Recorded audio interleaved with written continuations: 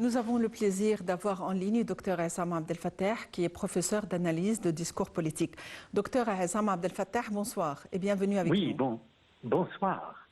Le chef de l'État a eu des concertations avec le conseiller américain pour la sécurité nationale autour de plusieurs sujets d'intérêt commun. À leur tête, le partenariat égypto-américain, la cause palestinienne et la lutte contre le terrorisme. À votre avis, quels sont les éléments selon lesquels le partenariat égypto-américain est susceptible d'être consolidé? Il y a trois éléments qui sont principaux, en fait, qui ont fait l'objet de cette rencontre, que moi je rencontre vraiment d'importance considérable, étant donné que les dossiers qui ont été traités sont des dossiers cruciaux. Le premier dossier, le plus important aussi, c'est le barrage de Narba, étant donné que actuellement les négociations elles sont bloquées complètement. Ils sont freinés à cause de l'obstination de la part de l'Éthiopie.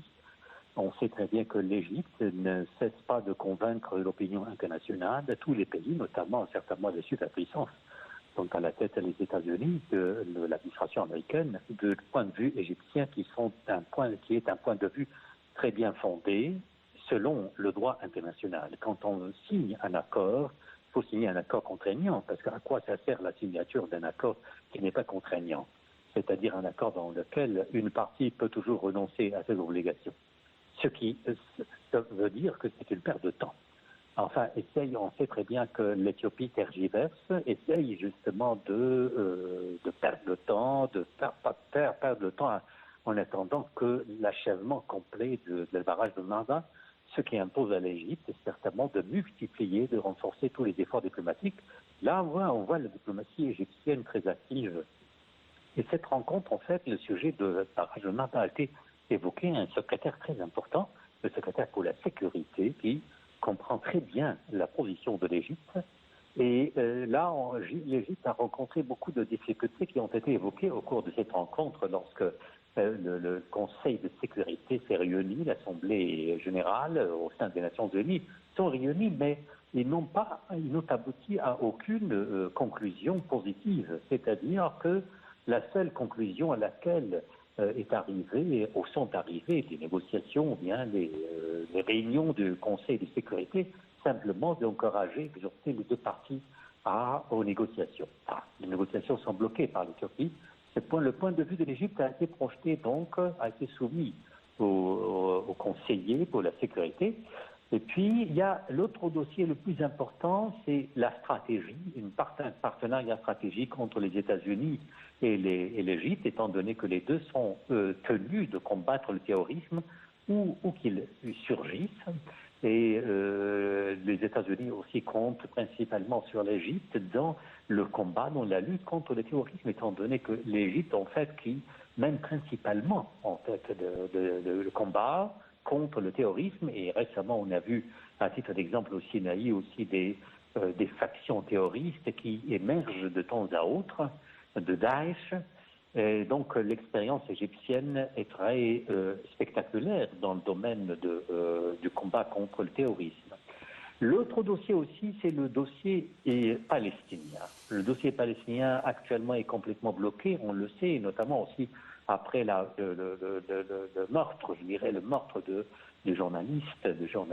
jeune journaliste à Boakla. Là, vraiment, ça pose beaucoup de problèmes et la situation est très critique et Israël aussi. Oui, docteur Essam Abdel Fattah, docteur Essam, à votre avis, est-ce qu'elle a été liquidée intentionnellement ou est-ce que c'était un pur accident? Non, c'était intentionnellement.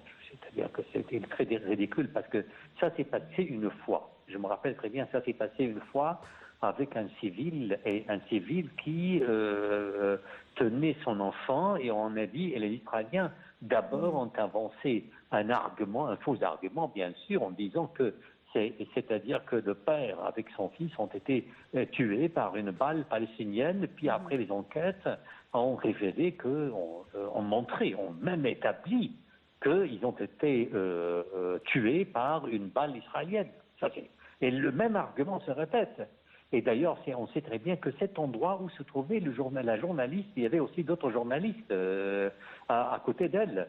C'est-à-dire que même selon leur témoignage, je pense que leur témoignage quand même est très clair, hein, c'est définitif. Parce Et qu'elle on portait verra. elle portait son casque et le gilet Et le de protection contre gilet, bien les sûr. balles. Et Ah, justement, bien sûr. le réalisateur qui était avec elle, il a été touché. Et c'est quand il a été touché qu'elle a quitté la voiture pour aller vers lui. Et elle a reçu un tir à un endroit très précis sous son Bien casque. sûr, et bien sûr, il a été atteint d'une balle israélienne et que dans l'intérêt d'Israël, en fait, que cette journaliste soit tuée. Pourquoi? Parce que c'est dans l'intérêt d'Israël aussi que la vérité ne soit pas, en fait, vue, ne soit pas montrée à tout le monde. C'est-à-dire que les exactions commises par Israël, la violence qui sévit à cause des troupes israéliennes, là c'est clair, c'est dans l'intérêt d'Israël justement que les enquêtes ou les reportages, les enquêtes journalistiques ne révèlent pas la vérité des faits. C'est très important ça Et pour Israël. Donc, et pour que les autres journalistes aient peur. et bien sûr, ça fait peur aux des autres journalistes parce que c'est quand même maintenant les journalistes qui acceptent de se lancer vraiment dans cette aventure, qui s'aventurent à filmer ou bien à faire des commentaires sur ce qui se passe sur le terrain. Ça vraiment, ça pourrait poser beaucoup d'obstacles à Israël. Donc c'est dans l'intérêt en fait des forces israéliennes de liquider, d'éradiquer complètement les journalistes. Et ça, et je pense que le problème, c'est que on n'a pas vraiment besoin de faire beaucoup d'efforts pour prouver qu'Israël a fait ça, commis ça intentionnellement, parce que ça se répète, et le même argument israélien est toujours avancé. Il dit que non, il se peut que ce soit une balle palestinienne. C'est-à-dire que ça veut dire qu'elle veut montrer que les Palestiniens sont si stupides et que maintenant ils tirent sur leurs journalistes. Vous voyez, c'est le même, je pense que c'est la même comédie. Et puis après, si on passe, l'autre dossier qui a été aussi qui a fait l'objet de ces entretiens, c'est le dossier libyen aussi. Il a été évoqué étant donné que ça fait mal, en fait, ça fait beaucoup de maux de tête. Enfin, c'est le dossier libyen qui est en crise actuellement parce qu'on sait, on est en présence de deux forces. Chacune des deux forces, en fait, prétend être plus légitime que l'autre et que ça risque, en fait, d'entraîner une guerre civile. Voilà. Ça, ce sont les sujets les plus importants. C'est pour ça que je dis que cette rencontre était d'une importance considérable. À votre avis, le dossier de la lutte contre le terrorisme, où en sommes-nous? Parce que hier, le ministre des Affaires étrangères s'est rendu au Maroc justement pour participer à des réunions de la coalition internationale contre le terrorisme. Maintenant, on entend parler de coalition internationale. Donc, le terme coalition, qu'est-ce qu'il vous révèle? Ça veut dire que les terroristes doivent changer leur tactique, leur stratégie, étant donné qu'ils ont essuyé une défaite cuisante. C'est-à-dire les forces de sécurité, les forces aussi armées égyptiennes, on sait très bien, ont infligé une défaite cuisante aux terroristes. On sait très bien que les forces armées ont nettoyé le Sinaï, mais quand même, vous savez qu'on ne peut pas dire que la guerre contre le terrorisme s'est finie, est arrivée à son terme. C'est-à-dire, en aucun endroit du monde, en fait, le terrorisme n'a disparu. Ça, c'est clair. Mais les terroristes doivent aussi, encore une fois, chercher une autre stratégie pour combattre. Enfin, ils sont invisibles. Et vous savez très bien qu'il y a des terroristes, en fait, Enfin, nous avons deux types de terroristes. Des terroristes qui s'affichent comme terroristes armés, c'est-à-dire qui s'embarquent dans la guerre contre les autorités, contre les civils. Ça, on l'a vu avec Daesh. Mais il y a aussi d'autres terroristes, enfin d'autres gens qui ont de la sympathie pour les terroristes et qui sont prêts toujours à aider les terroristes, et sont les vrais ennemis qui sont invisibles et cachés. Et c'est-à-dire qu'ils sont susceptibles aussi simplement de se lancer dans une guerre et puis ils deviennent armés et pour combattre les autorités. Donc il y a des poches. Actuellement, Sinaï, quand même, vous savez que c'est un terrain qui n'est pas, c'est une terre qui n'est pas facile vraiment en ce qui concerne les guerres contre les terroristes. Quand on mène une guerre sur la terre du Sinaï, dans cette terre, il n'est pas facile. Il y a des collines, il y a des montagnes, il y a des caves, il y a des poches, et que ce n'est pas facile. Et puis après, parfois, les terroristes se mêlent aussi. C'est-à-dire qu'il est très difficile d'identifier les terroristes, par exemple, des citoyens civils de Sinaï. du Sinaï. C'est très difficile. Alors, il faut prendre beaucoup de précautions quand on mène une guerre contre les terroristes, et c'est ça, ça pose beaucoup de problèmes aussi sur le plan sécuritaire. Mais dire que, là, on doit quand même, quand on dit depuis très longtemps, on mène une guerre contre les terroristes, alors ça veut dire que la guerre ne s'est pas terminée, c'est pas une défaite, ce n'est pas un échec du tout. Mais on restera, vous savez que c'est une guerre quasi éternelle. Les terroristes sont là partout dans le monde, ils vont changer leur tactique, leur stratégie, c'est-à-dire en fonction des circonstances. Ils ne disparaîtront jamais, mais on peut dire qu'ils simplement, on peut liquider les figures principales, on peut les atténuer, on peut se débarrasser, par exemple, une fois qu'on se débarrasse d'un courant terroriste, un autre courant, par exemple, voit le jour quelque part. Et ça, on a vu avec les frères musulmans. Après les frères musulmans, on a vu Takfir et Hegra, et puis après, on a vu Daesh, et puis après, on va voir, je ne sais pas, que le djihadisme et d'autres, c'est la Haraka al-Islamiyya. Donc, mais c'est-à-dire qu'ils changent de couleur, ils changent de visage, ils ne disparaîtront jamais de la terre. Étant donné que le projet, en fait, islamiste, c'est quoi? C'est d'imposer ce qu'on appelle le califat partout dans le monde. La terre, ils n'ont pas de nation, ils n'ont pas vraiment de foyer national. Les terroristes, leur foyer, c'est le monde. Il faut semer la terreur partout dans le monde. Dans ce contexte, les forces armées ont mené une opération intense en vue de venger le sang des martyrs récemment dans Sinaï. Oui, le terme vengeance, en fait, c'est un terme médiatique, mais je dis que non, les forces armées mènent un combat, c'est pas simplement pour se venger, mais pour nettoyer autant que possible la terre de Sinaï. C'est-à-dire, les forces armées avaient déjà élaboré un plan, et il applique ce plan méthodiquement. Et si par exemple, il y a quelques jours, on a vu, par exemple, les forces armées réussir à se débarrasser ou bien à nettoyer une poche, elles continuent cette guerre, elles n'arrêteront jamais, n'arrêteront jamais de leur combat. Et ça, c'est pour cette raison, en fait, que les superpuissances comme les États-Unis, à titre d'exemple, comptent essentiellement sur l'Égypte dans cette lutte, même l'Europe. L'Europe considère l'Égypte comme un partenaire stratégique dans la lutte contre le terrorisme, parce que c'est l'Égypte, en fait, qui mène militairement, et aussi politiquement, économiquement, la guerre contre le terrorisme. Et je pense que l'Égypte a réalisé beaucoup d'exploits, beaucoup de succès dans ce sens, par rapport à d'autres pays. Hein. Vous savez, l'Égypte s'est débarrassée des frères musulmans, mais jusqu'à maintenant, la Tunisie, la Libye, souffrent vraiment de leur présence. Où en sommes-nous quant au nettoyage? Je reprends le terme que vous avez avancé, quant au nettoyage du Sinaï des résidus de terrorisme, parce que c'est vrai que ce sont des opérations qui ont commencé depuis très longtemps et ce qui reste, ça doit être des résidus. Oui, oui, oui, ça c'est pour deux raisons. D'abord, il y a des poches, très difficiles en fait simplement de nettoyer toutes les poches, parce il y a des poches certainement, il y a des poches où ils se cachent. Et ça c'est une question très importante, hein. C'est-à-dire aucune force de sécurité n'est en mesure en fait de nettoyer toutes les poches de Sinaï. Hein. Vous savez que Sinaï, à votre avis, pourquoi? Est-ce à cause de la topographie du Sinaï? Ah, bien sûr, bien sûr. La typographie, ça c'est une chose, hein. C'est une chose très importante aussi. Il y a aussi, le Sinaï est entouré où il y a des sites touristiques. Et puis après, il y a aussi les Sinaouis qui vivent au Sinaï. Et c'est-à-dire que les terroristes se cachent, en fait, dans la foule de ces villes.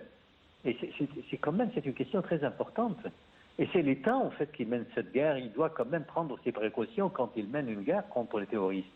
Et c'est un problème. Hein. Vous savez très bien qu'il y a eu parfois des attentats qui surgissent même dans les villes, hein, en pleine ville. Et ça, au Caire, par exemple, on a vu des attentats terroristes, ou bien peut-être dans d'autres villes en Haute-Égypte. Pourquoi? Parce qu'ils profitent en fait de cette densité démographique pour se cacher. Et ça, c'est une guerre très difficile. Hein. C'est pour ça que la police et les forces armées, en fait, les deux se solidarisent ensemble, coopèrent ensemble dans cette guerre. Sur un autre plan, le Premier ministre Dr Moustapha Madbouli s'est rendu à Tunis et ceci à la tête d'une délégation de haut niveau pour participer aux travaux de la 17e réunion du comité conjoint des deux pays. Et l'investissement est à l'honneur. Qu'en est-il à notre investissement ou nos investissements communs? Ça, c'est entre l'Égypte et la Tunisie, il y a des relations très étroites depuis très longtemps, et on a vu même après la visite aussi de Raïs, c'est-à-dire venu en Égypte, Raïs Saïd, et qu'il y a une solidarité complète, il y a une convergence totale de points de vue, et même la Tunisie soutient le point de vue de l'Égypte en ce qui concerne le barrage de Narda, il pourra jouer un rôle très important, la Tunisie. Et puis après, il y a à l'horizon, il y a beaucoup de perspectives sur le plan d'investissement et sur le plan d'économie entre les deux pays. Et je pense que c'est une complémentarité qui est exemplaire dans ce sens. Et puis après, c'est l'Égypte quand même, cette visite a un objectif aussi politique, c'est l'Égypte manifeste son soutien en fait au gouvernement tunisien, étant donné qu'actuellement, c'est sur la scène politique, il y a des troubles, vous savez qu'il y a une certaine crise. Des crises qui est causée par le parti de Narda. Enfin, Narda, c'est-à-dire, je dirais, les frères musulmans, étant donné que les frères musulmans, eux-mêmes, ils s'emparent complètement du Parlement, ils essayent de poser beaucoup d'obstacles au gouvernement pour freiner les projets d'investissement et les projets économiques. Ça, on le sait. C'est-à-dire, ils essayent d'instrumentaliser parfois des articles de la Constitution pour simplement poser des obstacles devant le gouvernement, ce qui a porté le président lui-même à d'appliquer des articles de la Constitution qui lui permettent, qui lui donnent la prérogative de prendre des mesures et d'appliquer des restrictions, par exemple, et de dissoudre le Parlement qui était occupé majoritairement par les frères musulmans. On connaît très bien les frères musulmans. Les frères musulmans, peut-être de la Tunisie, sont beaucoup plus rusés que les frères musulmans égyptiens. Vous savez, Narda essaye d'instrumentaliser les questions, les valeurs européennes, des droits de l'homme, de la démocratie. Mais est-ce que les frères musulmans eux-mêmes reconnaissent la démocratie? Absolument pas. Mais quand même, ils réussissent à manipuler l'opinion publique tunisienne, et au nom de la démocratie, c'est-à-dire quand on vote pour les Narda, on vote pour un parti qui ne reconnaît pas la démocratie, mais on vote en faveur de Narda, au nom de la démocratie, en faveur d'un parti qui ne reconnaît pas la démocratie. Et il essaye justement de manipuler aussi d'autres partis qui doivent être considérés comme des partis libéraux. Simplement les partis libéraux, comme par exemple le Karama, à titre d'exemple. Enfin, il y a beaucoup de partis en fait politiques en Tunisie, et ça c'est le problème. Docteur Essam Abdel Fattah, vous êtes professeur d'analyse de discours politique. Merci d'avoir été avec nous aujourd'hui. Pour revenir au dossier du terrorisme, il faut dire que les forces armées ont mené des coups durs contre des éléments takfiri terroristes dans le nord du Sinaï. Les forces armées ont mené une opération intense en vue de venger le sang des martyrs tombés récemment dans le Sinaï ou nettoyer le Sinaï, comme l'a indiqué notre invité Dr Essam Abdel Fattah. L'armée a détruit des foyers terroristes et a tué un nombre d'éléments takfiri. Et malheureusement, au cours de cette opération, un officier et 4 soldats sont tombés sur le champ. Voyons les détails dans ce compte rendu avec AHL.